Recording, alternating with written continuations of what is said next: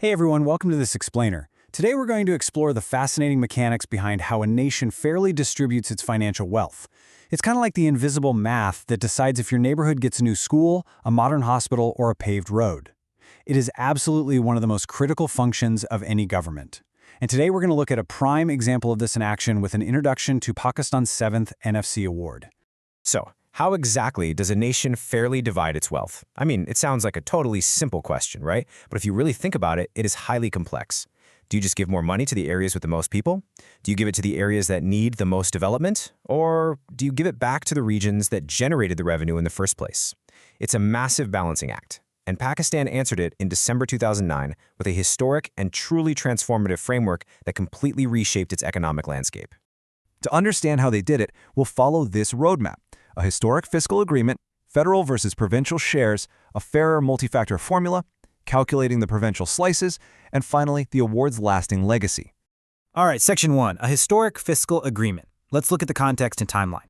Now, you got to keep in mind, Pakistan is a massive nation, composed of incredibly distinct provinces.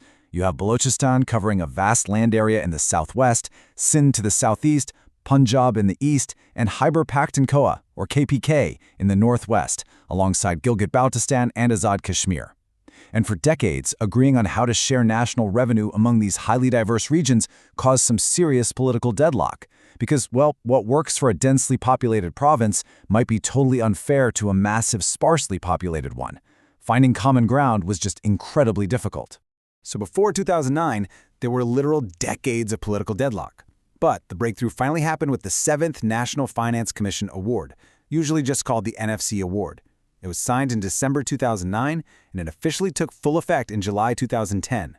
This was the historic step that finally broke that long-standing stalemate and completely redefined fiscal federalism in the country. Moving right along to Section 2, federal versus provincial shares, which is known as the vertical distribution. In plain terms, this is how the overall pie is split between the top level and the provinces. Prior to this 2009 agreement, the provinces collectively received 49% of the federal divisible pool of tax revenue. That basically meant the federal government held on to the majority. But under the 7th NFC award, the province's share was significantly boosted to 57.5%. That is a massive, game-changing transfer of wealth and responsibility downward to the regional level. The shift was honestly super dramatic. The federal share shrank down to 42.5%, leaving the provinces with the absolute lion's share at 57.5%. This single move firmly shifted financial autonomy directly to the regions, marking a huge leap in fiscal decentralization. Okay, Section 3, a fairer multi-factor formula, which covers the horizontal distribution. So we know the provinces get 57.5%, but how do they divide it amongst themselves? This is where the real genius lies. Historically, funds were distributed based almost entirely on population. Imagine splitting a massive group dinner bill based only on who is the tallest. It just doesn't work, right? Someone is definitely going to feel cheated. This old method alienated huge but underdeveloped regions and caused endless disagreements. It just simply wasn't a sustainable way to keep a diverse nation unified. To fix this, the 7th Award built a much fairer multi-factor engine. They kept population heavily weighted at 82%, but brilliantly incorporated 3 new metrics to balance the scales. They allocated 10.3% based on poverty and backwardness, specifically recognizing areas that really needed a lift. They added 5% for revenue collection and generation, rewarding the provinces that were contributing heavily to the national purse. And finally, they added 2.7% for inverse population density, meaning you got a slight boost if you had a massive territory but fewer people to pay for its upkeep. It was honestly a masterclass in compromise. Which brings us to Section 4, calculating the provincial slices and their guaranteed baselines. When we actually run those new criteria through the calculator, the new formula establishes entirely new guaranteed baselines.